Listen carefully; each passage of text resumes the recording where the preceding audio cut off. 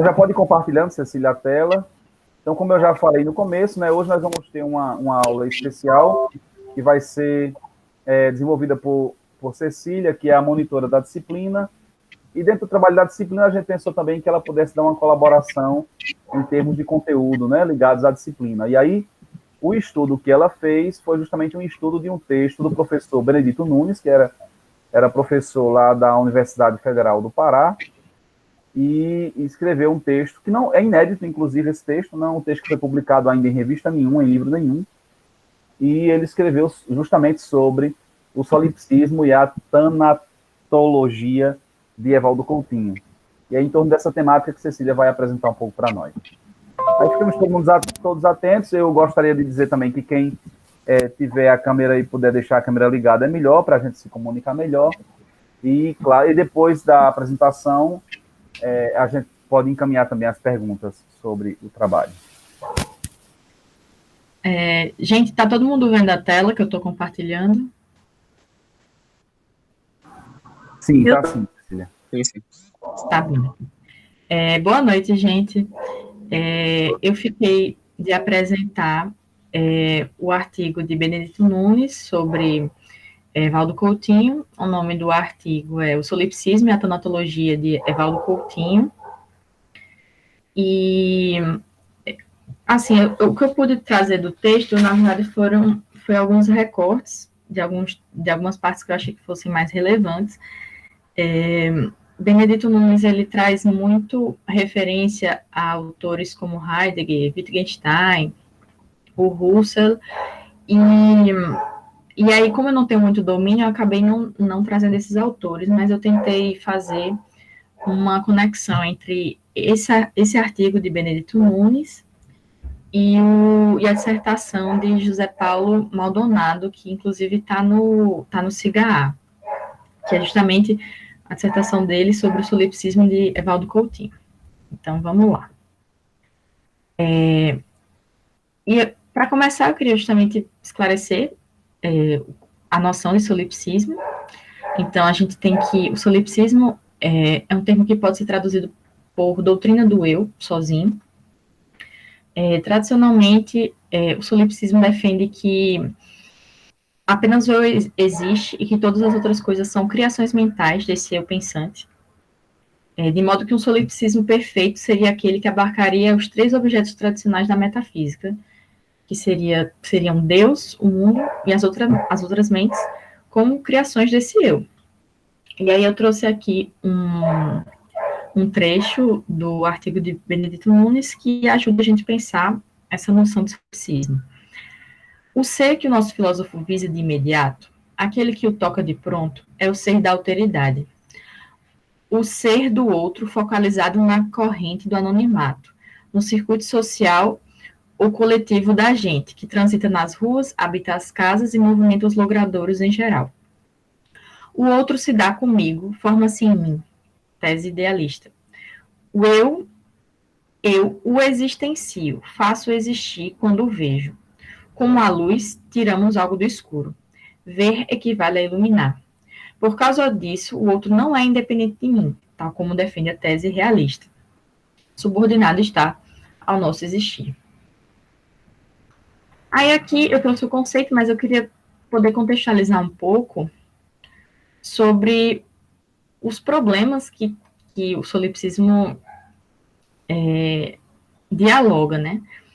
Então, para tentar trazer essa contextualização daquilo que motivou o solipsismo, ao menos assim, de uma forma que tem mais destaque, pelo menos na história da filosofia, eu trouxe justamente a noção, aspectos da filosofia cartesiana.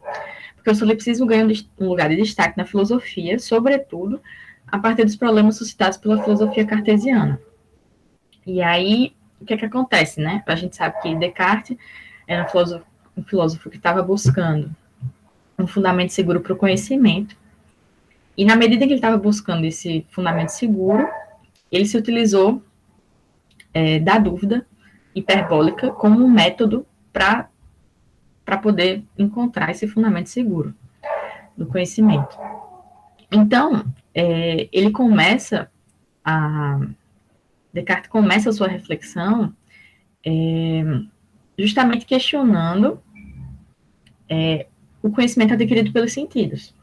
E aí ele coloca que o conhecimento relativo pelos sentidos, ele não é seguro, sobretudo aqueles relativos a objetos distantes, que, como a gente pode ver, assim, se a gente tiver vê um objeto de longe, você pensa que é uma coisa, mas na verdade é outra. Então, o que Descartes queria sinalizar é que os sentidos, sobretudo ligados a esses objetos distantes, eles são normalmente enganadores, então eles não podem fundamentar o nosso conhecimento. Mas aí ele fala, não, mas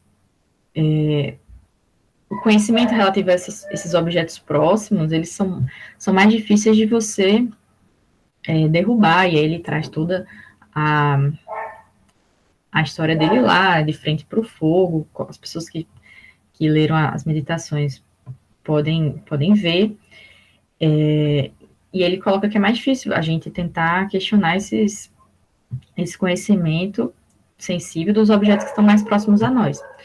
Só que aí depois ele traz o argumento dos sonhos como refutador desse conhecimento sensível relativo aos objetos próximos, porque ele coloca que, do mesmo modo como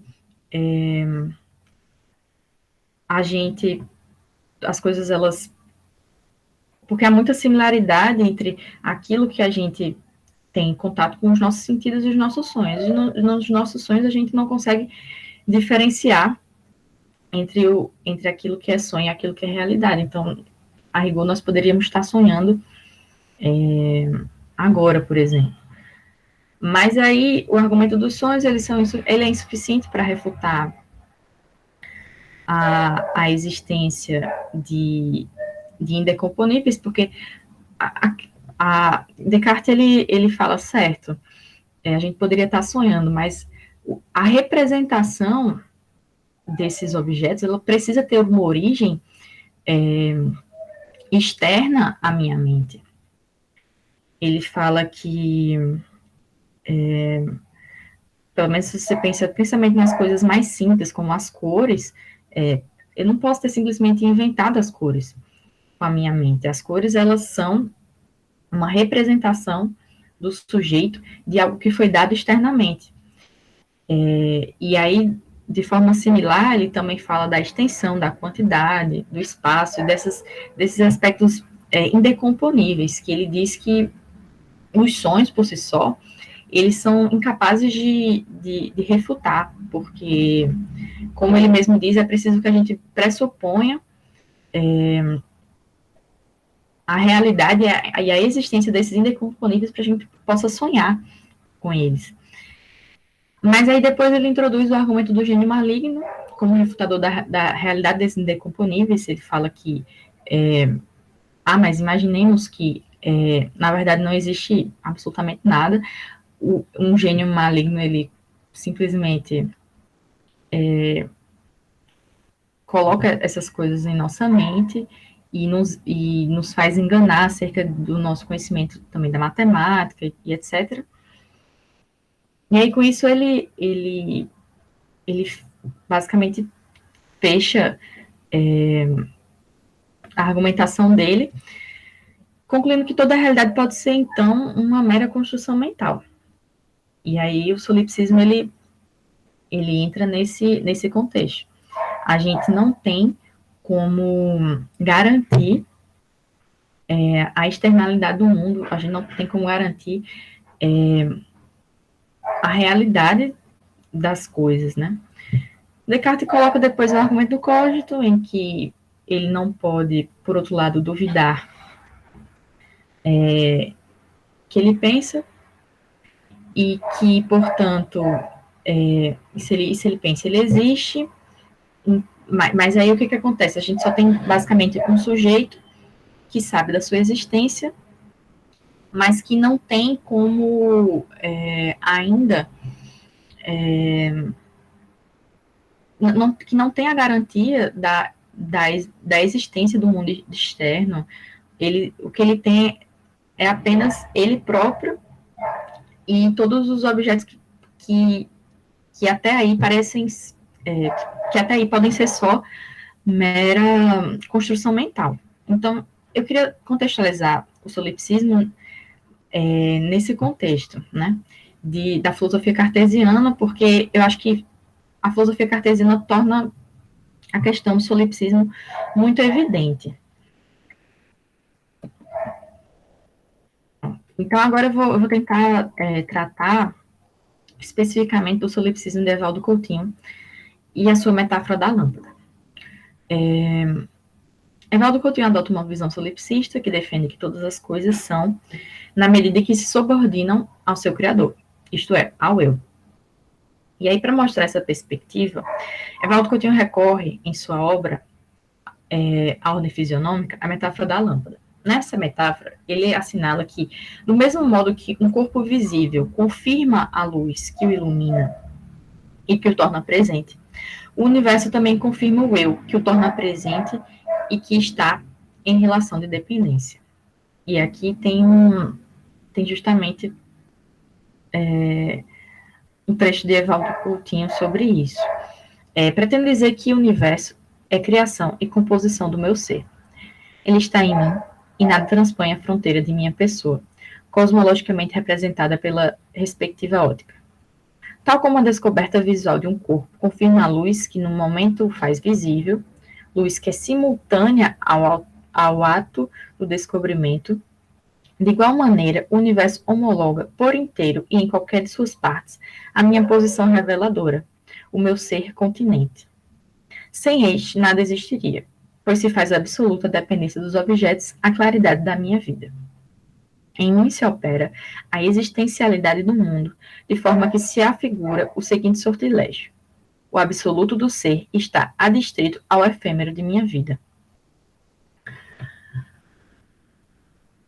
E aí, tendo essa visão geral do solipsismo de Evaldo Coutinho, eu queria justamente trazer um aspecto que está presente um debate que está presente na dissertação do José Paulo Maldonado, que está disponível no CIGAR, a dissertação dele, que ele vai dizer que há algumas divergências de interpretação acerca do solipsismo de Evaldo Coutinho, entre os filósofos brasileiros que estudam ele, né? E ele fala que existe uma perspectiva que interpreta Evaldo Coutinho, a filosofia de Evaldo Coutinho, como aquela que tem por base um solipsismo ontológico e aquela que tem por base um solipsismo gnoseológico. Na verdade, é possível também admitir que haja essas duas perspectivas, mas primeiramente eu queria mostrar as diferenças, né, entre essas duas perspectivas, duas interpretações acerca de como é que se dá o solipsismo em Evaldo Coutinho. E a primeira interpretação vai dizer que o solipsismo de Evaldo Coutinho ele é ontológico, de modo que o mundo está em relação de dependência ao eu na medida em que este é, em última instância, causa de sua existência. Já o solipsismo gnoseológico, aqueles que atribuem a filosofia de Evaldo Coutinho como aquela que defende o solipsismo apenas gnoseológico, vai dizer que, para Evaldo Coutinho, o mundo está em relação de dependência ao eu, não na medida em que este é causa de sua existência e de sua realidade, mas na medida em que o eu o cria e o conforma como um objeto da mente. E aí, nesse caso, essa perspectiva do solipsismo gnoseológico, ela tende a ser um solipsismo moderado. E aí eu vou explicar isso melhor a partir de duas metáforas que existem para cada um desses solipsismos.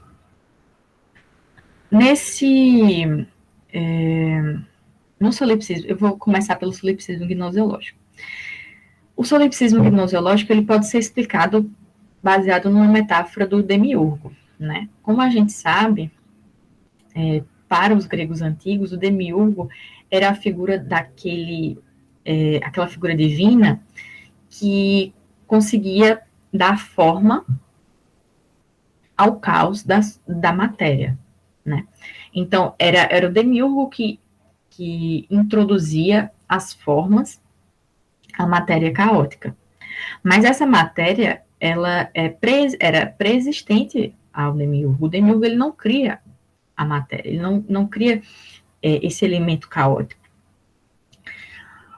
Então, essa é mais ou menos a ideia do solipsismo gnoseológico. Então, o ser humano, a realidade ela está dada, mas essa realidade ela se conforma como um objeto da mente desse sujeito, que impõe, que impõe a essa realidade uma maneira de pensar esse mundo.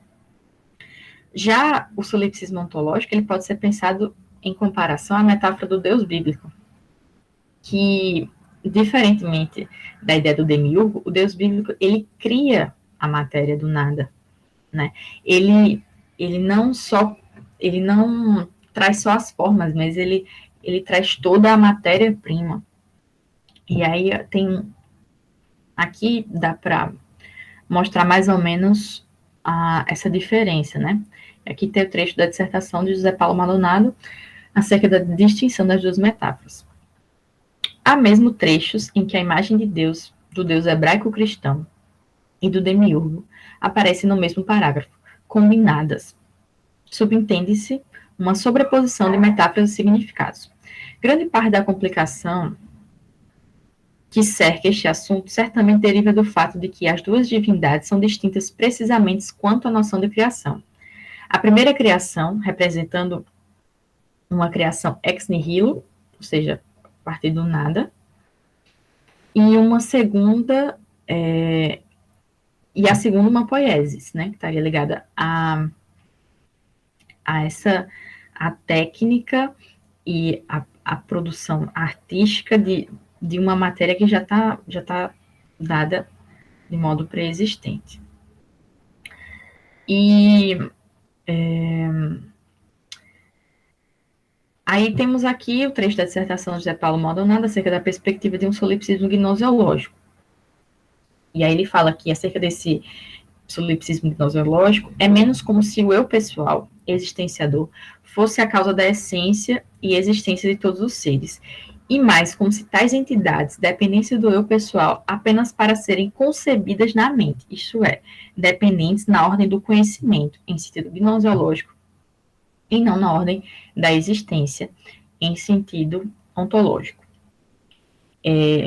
José Paulo Maldonado ele vai fazer uma interpretação na dissertação dele, tá diferente da de Benedito Nunes, porque para José Paulo Maldonado,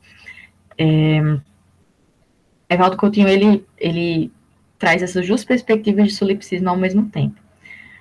Já Benedito Nunes, ele vai apenas dizer que a filosofia de Evaldo Coutinho, ela adota apenas o solipsismo gnoseológico, e nesse sentido é um solipsismo moderado, né? Porque ele não pensa esse eu como um criador da realidade efetiva desse mundo, né? E aqui eu vou adentrar já um outro problema, que é o problema das outras mentes e da intersubjetividade, que o solipsismo ele normalmente gera, né? Porque, tal como coloca José Paulo Maldonado, ele coloca a pergunta: como é possível conhecer a existência das outras mentes de maneira clara e distinta? A partir de uma visão, considerando o solipsismo, não podemos garantir que aquilo que pensamos ser um outro sujeito não seja apenas uma construção mental. Isso já está no interior do problema solipsista, né? Eu não tenho como saber se o outro é apenas uma construção mental. Na verdade, o solipsismo ele vai admitir justamente isso, que o outro é apenas essa criação mental. Mas digamos que, de uma maneira geral, ainda que você não adote essa perspectiva, você não pode garantir que esse outro não seja apenas uma construção mental. E aí tem o ponto aqui, ainda que a gente pudesse garantir a realidade de um outro sujeito, teríamos apenas acesso ao seu corpo e não à sua mente. Ok, vamos admitir que exista um outro independentemente de mim, mas ainda assim a gente vai ter acesso apenas à sua dimensão física, porque no fundo a consciência ela é privada. Então, existe aí um certo problema que a gente vai tentar ver como é que Benedito Nunes enxerga esse problema, como esse problema é tratado por Evaldo Coutinho.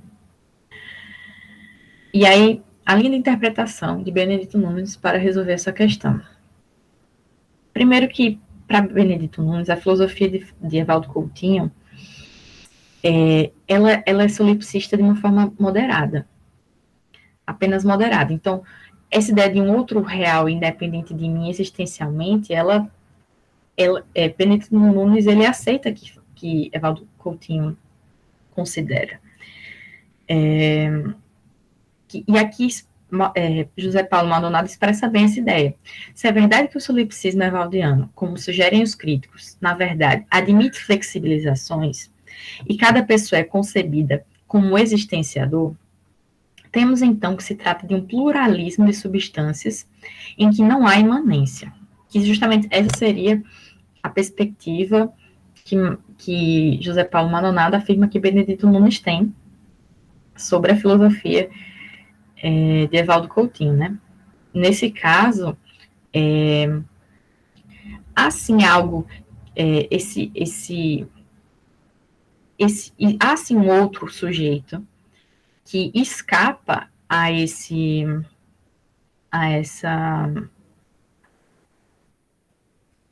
criação do eu, justamente porque essa criação do eu, para aqueles que defendem apenas o solipsismo do ponto de vista gnoseológico, ela estaria ligada apenas a um caráter do ponto de vista do conhecimento, mas não do ponto de vista da realidade mesmo, efetiva. Mas aí, ok, a gente percebe que Benedito Nunes, ele parte dessa flexibilização que consegue conceber este outro até independente existencialmente, mas aí a questão fica em relação à intersubjetividade, porque como é que a gente pode, então, mesmo que a gente considere que existe esse outro, como é que a gente pode, então, se comunicar? Como é que a gente pode criar um terreno comum? E aí tem, justamente no artigo dele, ele coloca essa questão.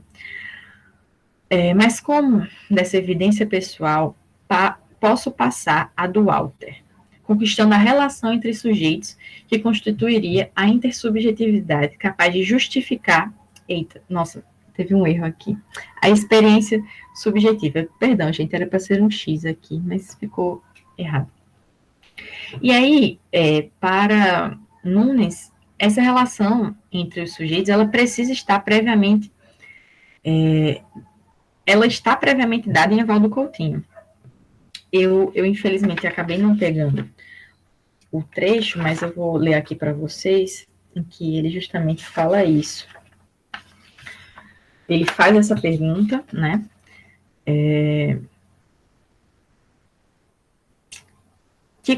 Mas como dessa evidência pessoal posso passar a do Walter, conquistando a relação entre os sujeitos que constituiria a intersubjetividade capaz de justificar a experiência subjetiva? Ele coloca, ou a relação já estava previamente dada, ou não haveria passagem metodológica. A solução heideggeriana adota a primeira parte do dilema. Cada qual é um Dasein, em cada Dasein descobre-se ao mesmo tempo como um ser em comum, na medida em que já é ser no mundo, dispondo de uma preliminar compreensão do ser. O ser em comum é uma espécie de a priori. O convívio para Evaldo Coutinho.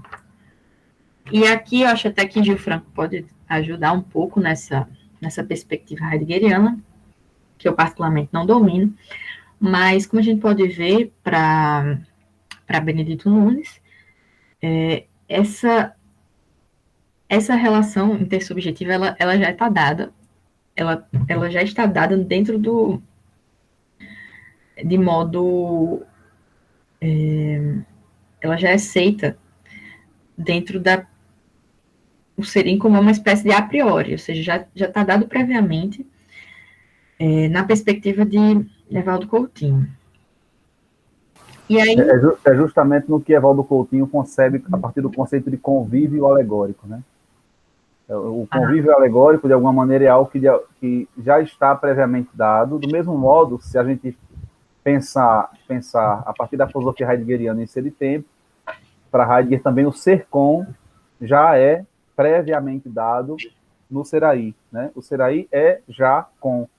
Da mesma maneira, em Evaldo Coutinho, o existenciador é já também num convívio alegórico, né?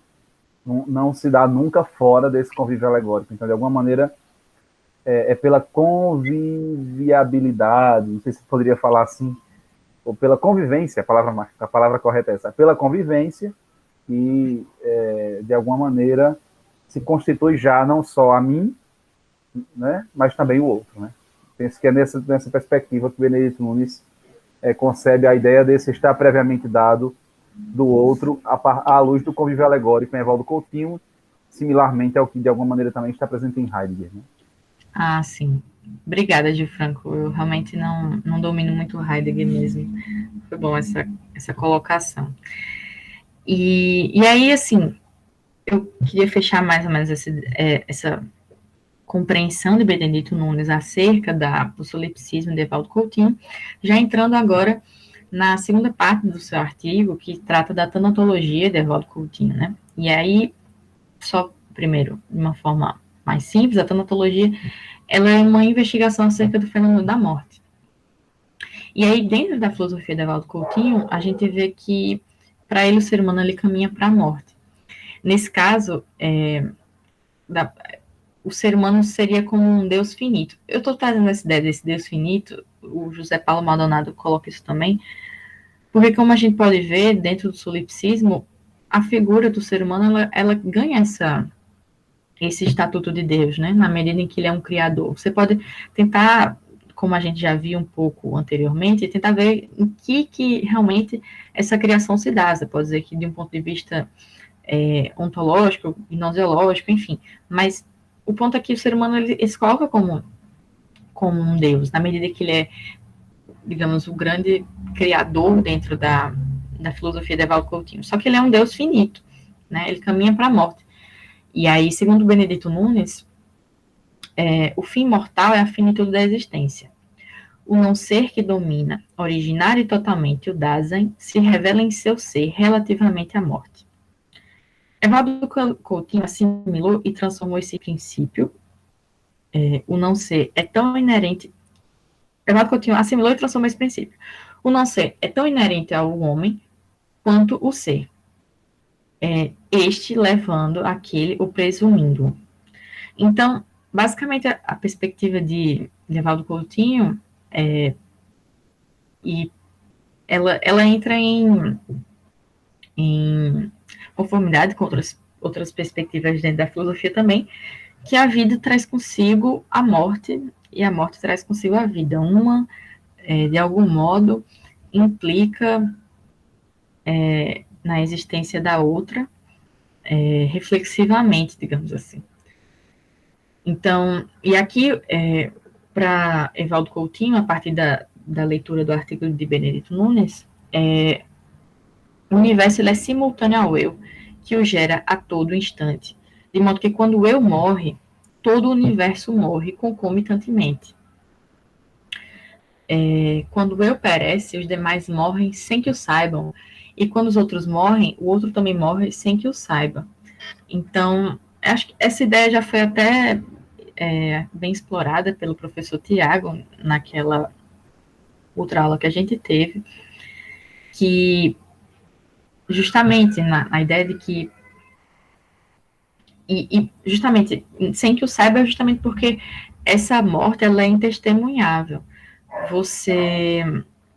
Outra pessoa morre e todos aqueles que ficam, embora não possam testemunhar, mas eles morrem também. Ainda que a gente possa pensar uma morte não existencial, não real, mas uma morte relativa a esse outro eu e sua construção mental de mundo, digamos assim.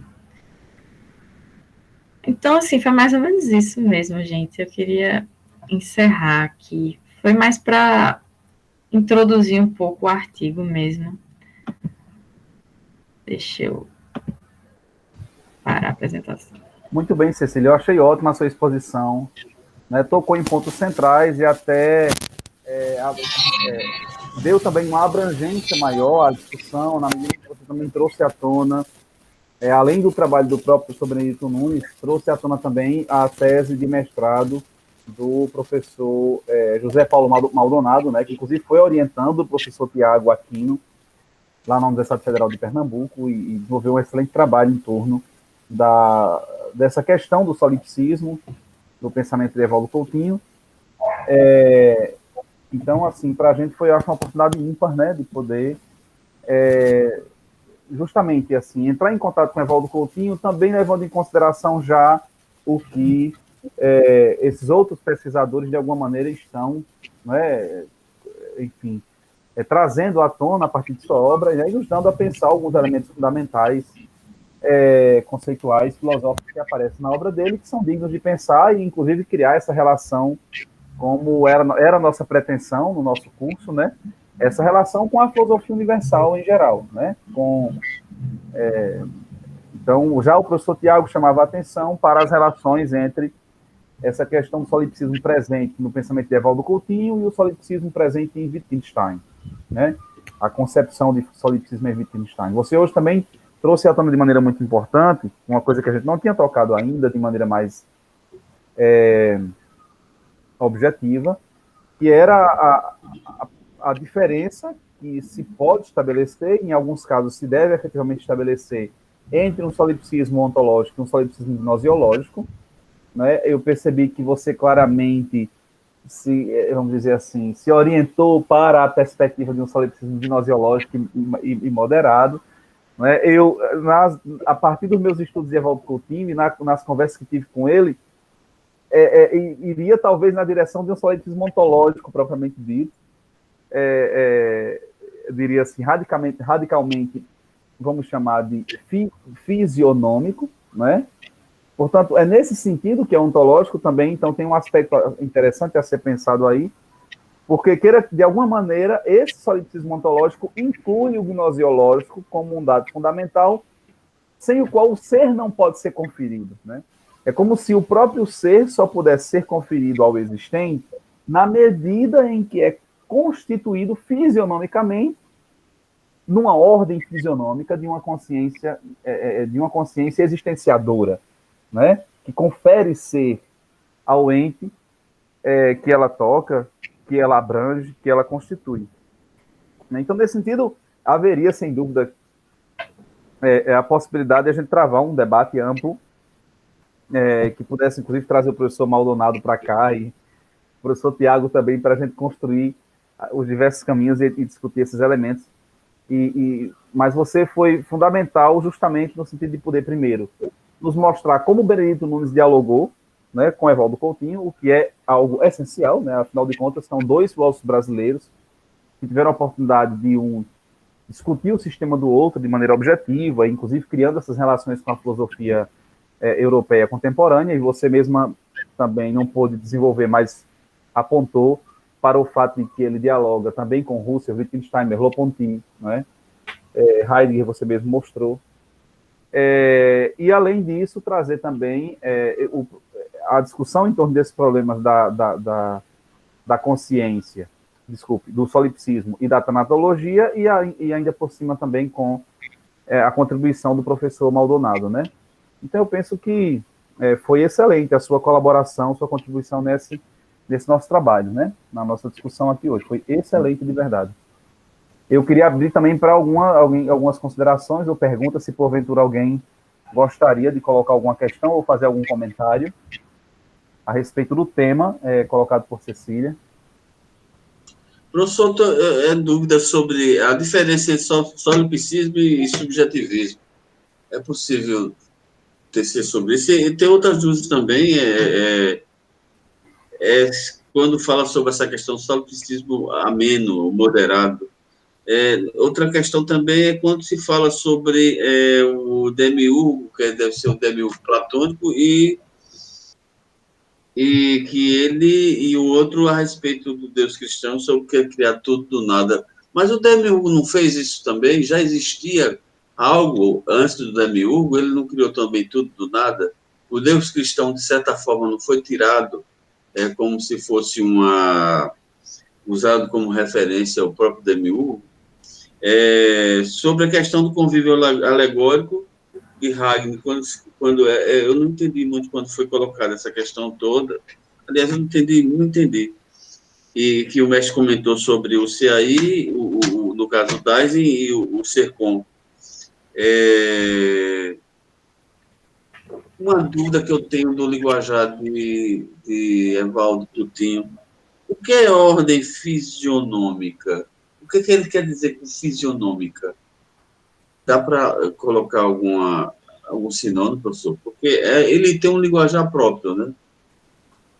Fora outras coisas, mas se for perguntar, eu não paro nunca. Eu vou parar por aqui. Obrigado, mestre. Você está quase pedindo para repetir a aula inteira com essas perguntas. Mas você gostaria de começar colocando algum elemento do que... Eu nem consegui pegar tudo. Você falou tão rápido, Eurípides, que não deu para pegar tudo. Eu só anotei aqui 3 pontos do que você perguntou. Mas eu sei que tem outros, agora eu estou me lembrando. Mas um é a relação entre solipsismo e subjetivismo, o conceito de ordem fisionômica, a questão do convívio alegórico e o ser na relação com o Seraí, a questão da criação a partir do nada e a criação a partir de algo já predado. Mais ou menos foram esses os pontos que eu anotei. Se você gostaria de comentar algum desses pontos. Eu acho que só eu me sinto mais segura só de responder mesmo a história do demiurgo e do Deus cristão. E que, na verdade, isso era uma dúvida minha também, quando eu estava no curso. Normalmente a gente faz essa aproximação, né, entre o demiurgo e o Deus cristão, mas quando a gente, pelo menos assim... Desculpa, Cecília, me perdoe interromper. Através dos documentários de Evaldo Coutinho, ele se posiciona como ateu.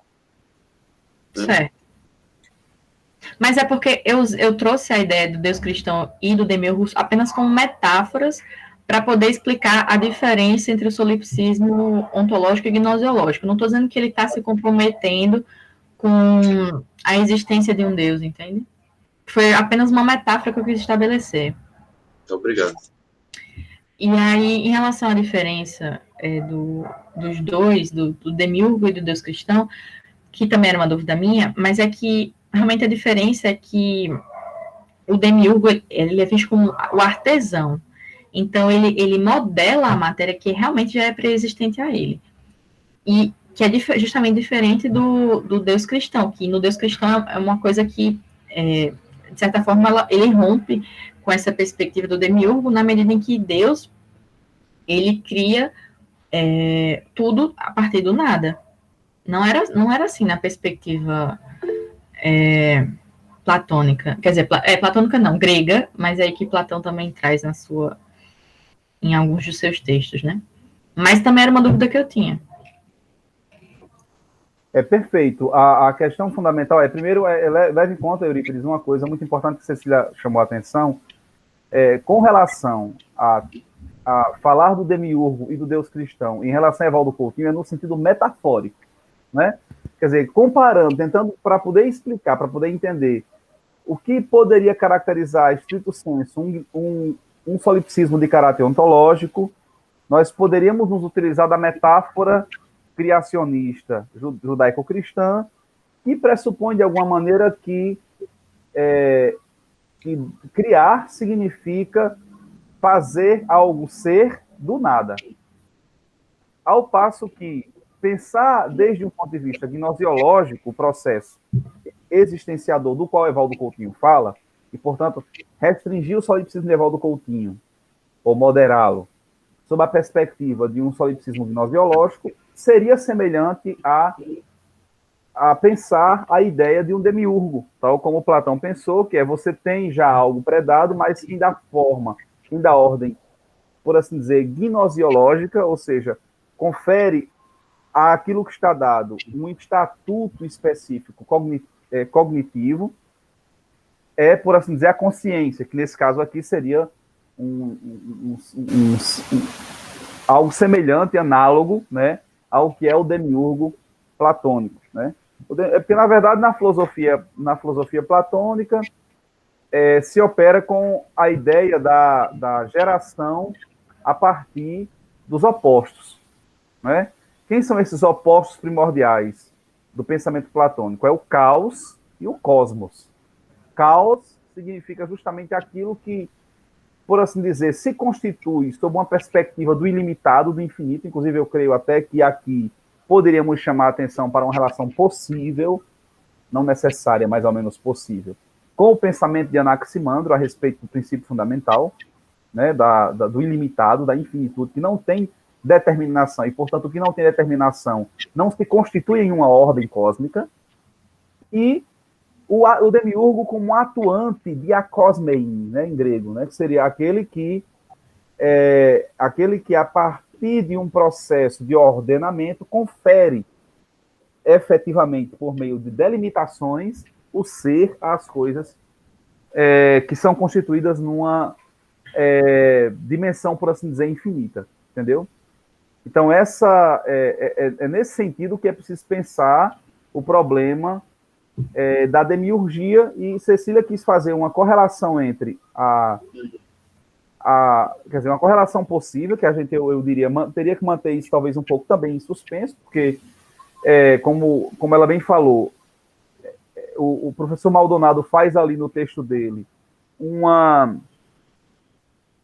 exposição das diferentes possibilidades de pensar o solipsismo, ou seja, ele pode ser pensado em termos mais radicais como um solipsismo ontológico, e pode ser pensado em termos mais moderados à luz de um solipsismo como um solipsismo gnosiológico, né? Então, sob essa perspectiva, a concepção da demiurgia platônica talvez pudesse nos ajudar a entender esse solipsismo de caráter mais moderado, né?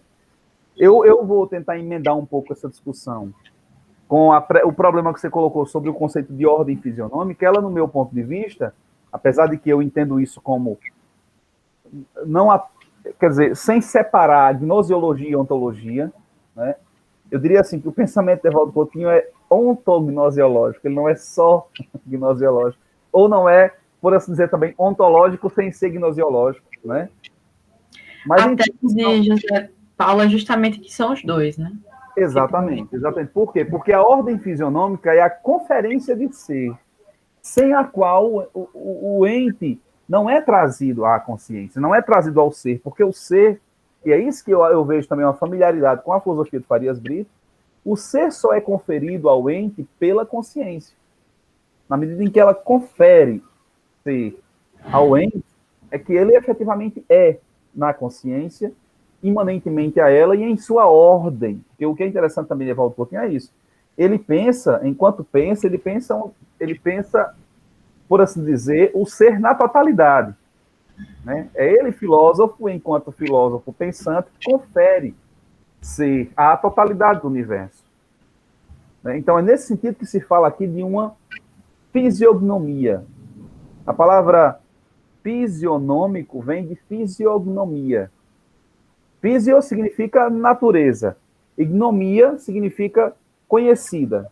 Quer dizer, é a natureza mesma do que é tomada sob a forma da gnose, do conhecimento, da consciência, em uma ordem, em uma taxis em grego, né? Ou, se quiser, através de um processo que no grego a gente poderia chamar de, enfim, forçando um pouco a linguagem, diacósmico, né? Diacósmico em grego quer dizer justamente através da ordem, da organização, né, que Evaldo Coutinho vai chamar de alegorias. Os existenciamentos são feitos através de alegorias, atribuição de nomes, né? As nominalidades como dados efetivos e ideais são conferidos alegoricamente aos entrechos da convivência cotidiana, né? Da experiência cotidiana do mundo, né?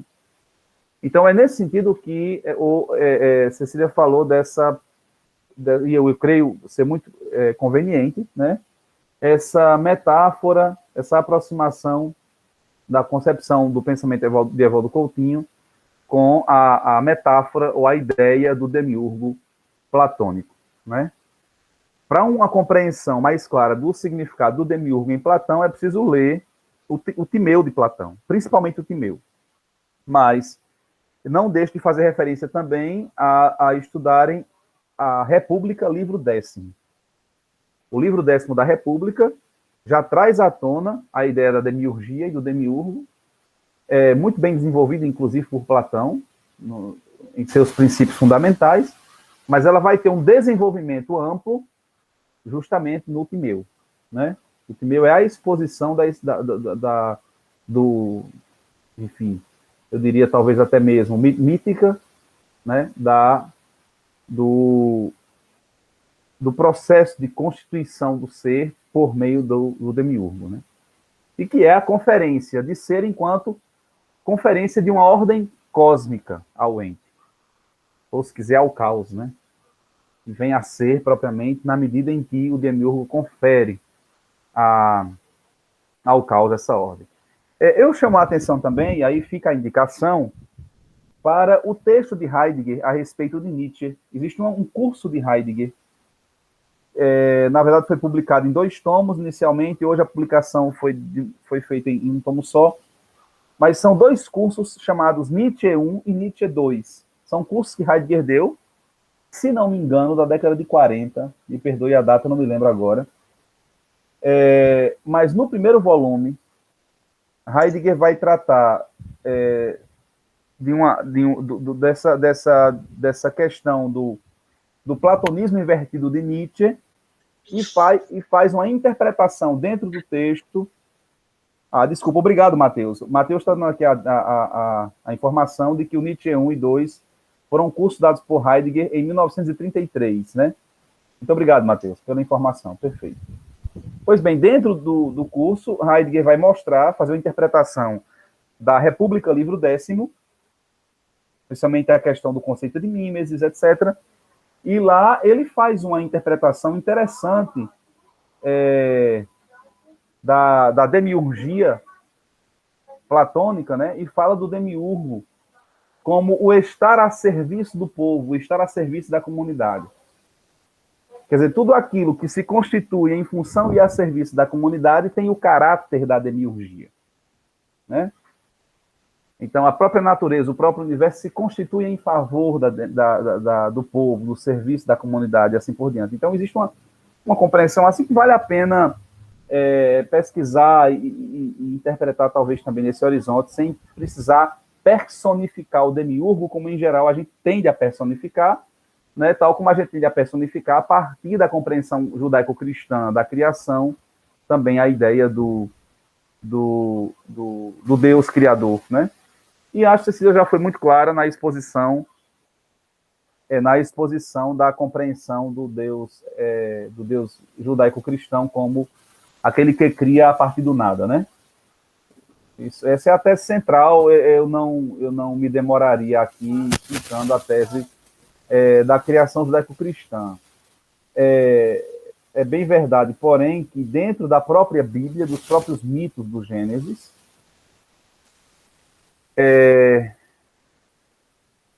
no livro do Gênesis, especialmente o livro 1, o capítulo 1 do livro do Gênesis, ele apresenta uma compreensão de que no princípio, como é que está lá? Porque eu estou esquecendo agora o comecinho. Mas ele chega a referir-se às trevas e às águas, e o Espírito de Deus pairava sobre as águas. E aí Deus também começa a dar uma forma ali, né? Mas, sem dúvida, na teologia cristã, especialmente, elaborou-se a ideia de uma criação ex nihilo, criatio ex nihilo. Apresentar e aprofundar esse problema é mais complexo e eu não teria condições agora de fazer essa exposição. Mas valeria a pena depois fazer uma consulta, né, à teologia cristã para poder entender melhor essas dimensões. Com relação ao problema da relação entre o convívio alegórico e o seraí, é o seguinte. Quando se tratou quando o Benedito Nunes vai tratar do problema do solipsismo, aparece o problema de como eu posso conceber que o outro também tem mundo assim como eu tenho, compreende o mundo assim como eu compreendo, existencia o mundo assim como eu existencio, não é? E aí o Evaldo Coutinho vai dizer que o Evaldo Coutinho não, desculpe, o Benedito Nunes vai dizer que o modo como Evaldo Coutinho compreende a alteridade, né, e a relação com o outro, a relação do eu com o outro, ela tem o mesmo caráter do modo como Heidegger compreende a relação do eu como o outro, ou seja, a relação do eu com o outro é uma relação que já é pressuposta, que já está dada para o eu na medida em que ele existe no mundo. Ou seja, eu nunca existo sem o outro, né? O outro já emerge, né, comigo na convivência comum, na convivência cotidiana. Então, nunca existe o seraí enquanto um ser só. Mesmo sozinho, o seraí só é sozinho em função do seu ser com os outros. Senão ele nunca poderia estar sozinho, né? Então, do mesmo modo, Evaldo Coutinho também traz a ideia que está apresentada num de seus livros, que é justamente chamado o convívio alegórico, né? Esse convívio é também o modo como o eu é no mundo. O eu é na perspectiva de um convívio, nunca fora de um convívio, né? De modo que o outro já está, de alguma maneira, dado no convívio, na convivência cotidiana. Então, essa seria a correlação que existe entre o convívio alegórico e essa possível analogia com o seraí heideggeriano. Pois não, Matheus? Achei bem interessante a apresentação também da Cecília. Somente duas, eu queria apenas fazer duas observações assim que me veio. Uma com relação ao que o senhor acabou de falar, né, sobre essa relação do eu com o outro no Heidegger. Me lembrou muito o Hegel também, quando o senhor falou, né? Já que para que o eu venha a se tornar o eu, ele só é na relação com o outro, né? É a partir do outro que o eu pode se tornar eu. Eu achei bem interessante. E a segunda, eu queria só fazer uma pequena citação aqui, que é de um livro do Zizek, O Absoluto Frágil, em que ele está tratando um pouco do Heidegger, sobre essa questão do eu com o mundo, porque a Cecília, quando estava fazendo a apresentação, achei bem interessante a parte que ela fala, né, que o mundo só existe na medida que ele existe na relação com esse eu.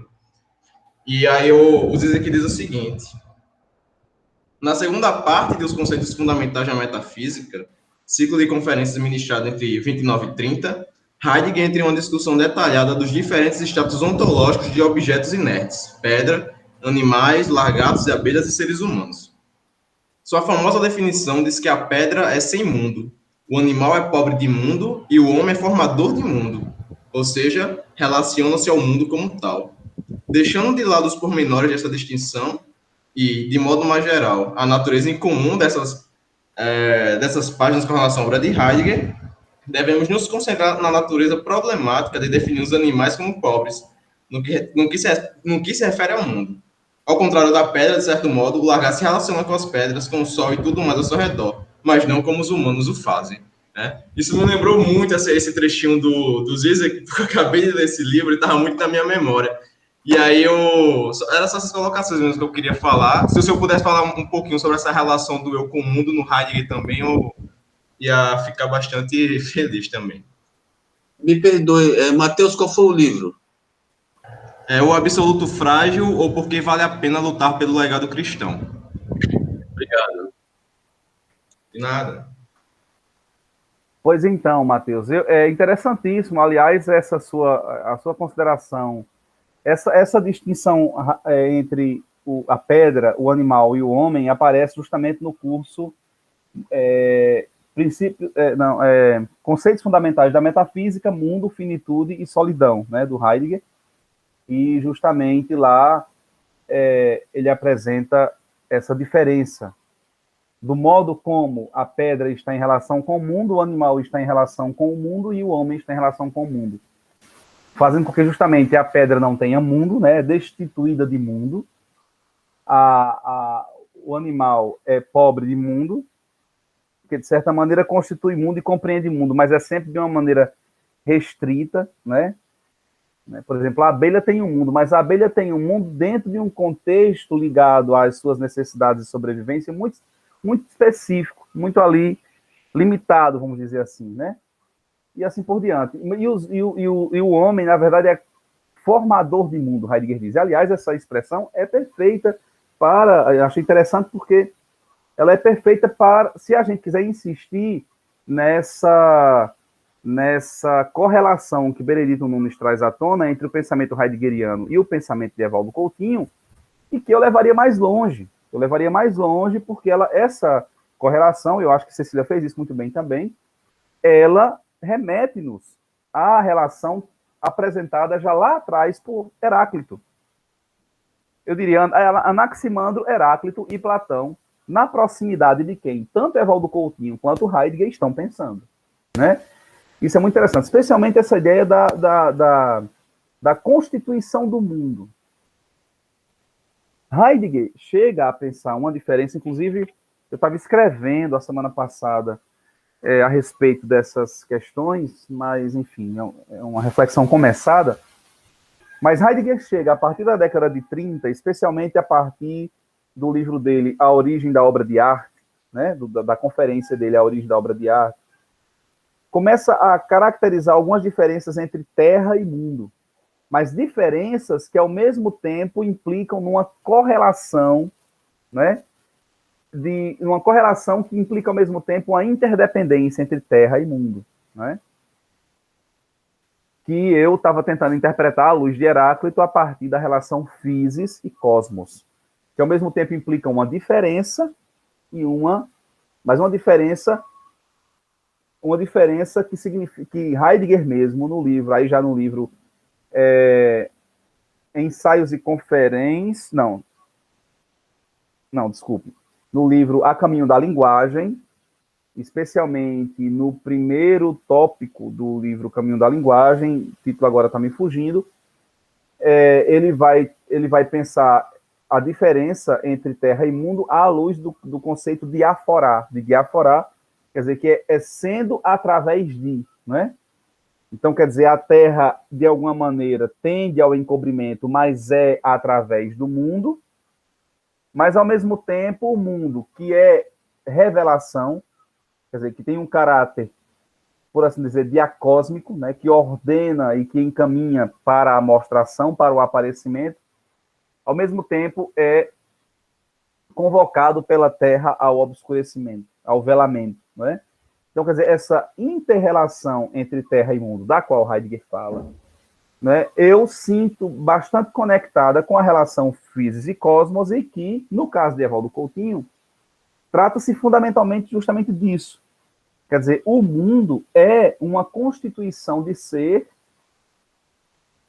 conferida pelo existenciador consciente, esse que Heidegger chama formador de mundo, né? Heidegger, e ele chama existenciador, né? Que confere uma ordem o quê? De que caráter é essa ordem? Portanto, essa ordem cósmica é de caráter, diz Evaldo Coutinho, fisionômico. Ou seja, ela constitui a natureza do que é por meio da cognição, né? Do conhecimento. Ou seja, do estar patente para a consciência e de poder conferir ser ao ente que por assim dizer, está dado para a consciência. Claro que não é dessa maneira que Heidegger pensa isso. Heidegger não pensa em termos de uma filosofia da consciência. Evaldo Coutinho pensa em termos de uma filosofia da consciência. A filosofia existencial de Evaldo Coutinho permanece uma filosofia da consciência. E, nesse sentido, ela é muito próxima também da de Farias Brito, que é também uma filosofia da consciência, talvez não seja propriamente já existencial, mas é ainda uma filosofia da consciência. A de Evaldo Coutinho é existencial, mas permanece uma filosofia da consciência. A de Heidegger, não. A constituição e formação do mundo não é um ato da consciência, segundo Heidegger, como para Evaldo Coutinho é. E isso caracterizaria a diferença, a meu ver, clara, né, entre o modo como Coutinho concebe a constituição de ser do mundo pela consciência existenciadora em relação ao modo como Heidegger, de alguma maneira, pensa o mundo, enquanto existir propriamente, né? É desse modo que Heidegger pensa a configuração de mundos possíveis. A configuração de mundos possíveis, ela se constitui através das decisões, né, fundamentais em que o ser humano está implicado e engendra sentido, né, em suas decisões e, portanto, constitui mundo, forma mundo, propriamente dito, né? Então, Matheus, eu dialogaria com sua questão dessa maneira. Esgotar a sua questão não dá, porque, de fato, ela é bastante densa e difícil, mas é o modo como, inclusive, eu estou tentando, recentemente, construir uma discussão mais aprofundada, né? Principalmente a respeito dessa relação entre natureza e mundo, que em Evaldo Coutinho se aplica perfeitamente bem, no meu ponto de vista. Quer dizer, a ideia heracliteana da physis cryptestai philein, quer dizer, que a natureza tende ao encobrimento, ama encobrir-se, e do cosmos como ton auton hapanton utetisteon uteantropon epoiesen, al en aei kai estin kai estai pur aeidzon, aptomenon metra kai aposbenumenon metra. Quer dizer, o mundo, o mesmo em todos, nenhum dos deuses, aí esse é importante, esse aspecto, nenhum dos deuses, nenhum dos homens o fez, essa questão do fazer propriamente dito não dá, mas sempre foi, é e será um fogo sempre vivente, acendendo segundo medidas e segundo medidas apagando. Isso diz muito do que Evaldo Coutinho fala também, né? Quer dizer, para Evaldo Coutinho, vamos usar a expressão heideggeriana, mundar, né? Quer dizer, vir à tona mundo significa uma permanente cintilação do ser, como infringência da lei do nada. E aí entra a dimensão tanatológica do pensamento de Evaldo Coutinho. Qual é a lei fundamental que preside a totalidade? É o nada. A nadificação, a morte. Mas o ser nascente infringe a lei do nada. E nessa infringência já tem a sua, vamos dizer assim, pena estabelecida, que é a morte, né? Ao mesmo tempo que infringe a lei se aplica nessa infringência e é claro que todo ser que nasce morre. E com ele, tudo o que a ele está adstrito, né? E por isso, para Evaldo Coutinho, o ser é cintilação. Quer dizer, é esse mundo que emerge, e emerge com tudo o que está adstrito a ele, pela consciência, né, que constitui uma ordem fisionômica, mas nessa emergência ele também, com a morte fatal, o destino fatal que atinge a todos, né, tudo aquilo que está adstrito à consciência morre com ela. Então, todo nascer é uma cintilação do ser, e todo perecer, uma morte total do ser. Por isso que ele chama de cintilação, né? Porque em todo nascimento, há a emergência do ser como um todo. Em todo perecimento, há o perecimento do ser como um todo. Por isso ele chama de cintilação. Cada um de nós é uma espécie de luzeiro do ser, né? Luzeiro cósmico, luzeiro ordenador do mundo, fisionômico. E tudo o que conosco se constitui fisionomicamente há de morrer conosco. E se constitui, portanto, como véspera de morte. E com a nossa morte, morre conosco, né? Então, essa é basicamente a ideia central que preside, né, toda a obra de Evaldo Coutinho. Aí eu penso, Matheus, que dessa maneira é possível construir essas relações com o conceito de mundo, né, e formação de mundo. Mas eu remeteria justamente a gente para estudar No caso de Heidegger, Mundo, Finitude e Solidão, que é um texto que pode favorecer bastante a compreensão desse problema. No caso de Evaldo Coutinho, é fundamental ler as obras que eu já passei para vocês, né? O Lugar de Todos os Lugares, especialmente. A visão existenciadora também é fundamental. A artisticidade do ser, a subordinação ao nosso existir, quer dizer, tem o conjunto da obra dele como um todo trata desse problema. E, claro, para uma relação com os antigos, é essencial Platão, nós já falamos, mas eu diria é essencial também Heráclito. E para isso eu acho que Heidegger também pode dar uma grande contribuição. Eu acho, porém, que é preciso ir além de Heidegger.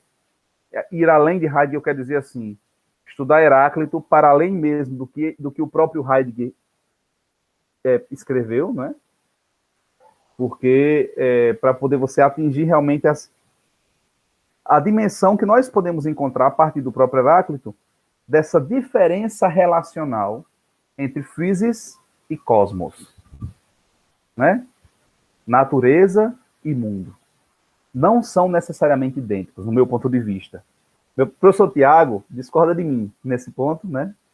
Ele, uma semana atrasada, acho que uns 15 dias atrás, eu mandei para ele o meu esquema geral desse problema, e ele discordou justamente nesse ponto, que até concordava que fosse possível compreender a Terra à luz do conceito de physis heraclitiano, mas não imaginaria poder conceber que a concepção de mundo, tal como ela emerge em Heidegger, pudesse ser associada à concepção de cosmos.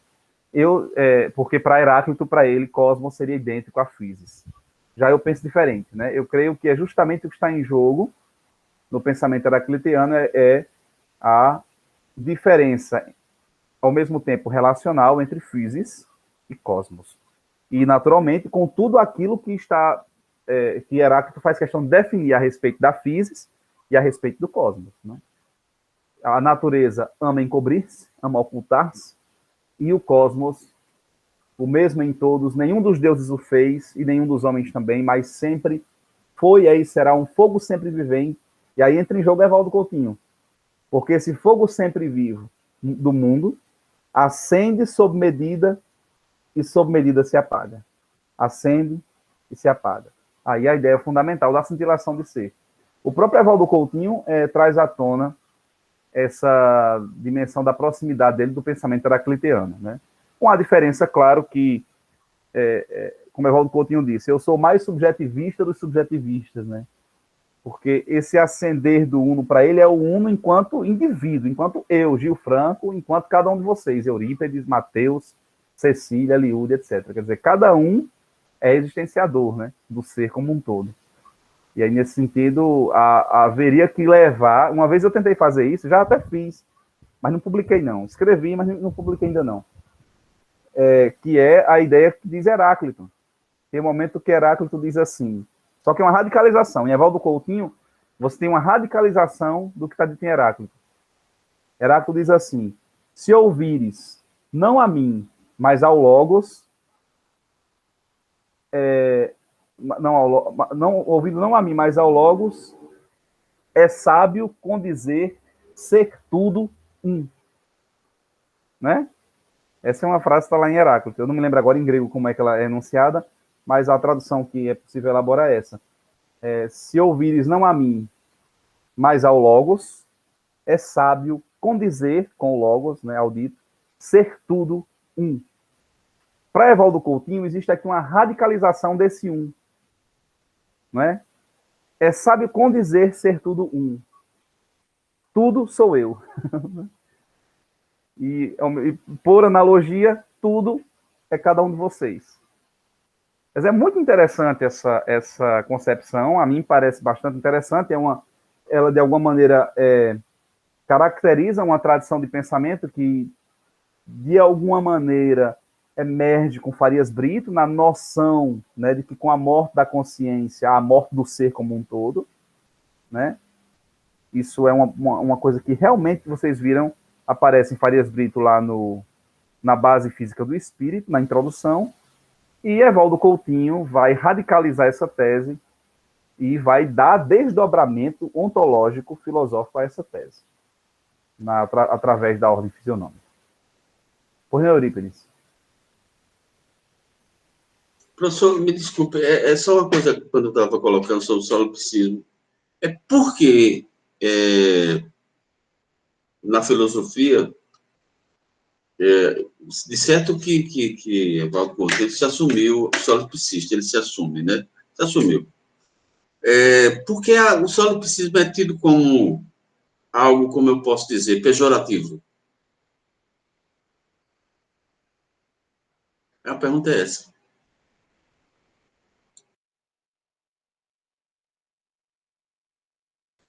Acho que a palavra pejorativo está muito forte. Não...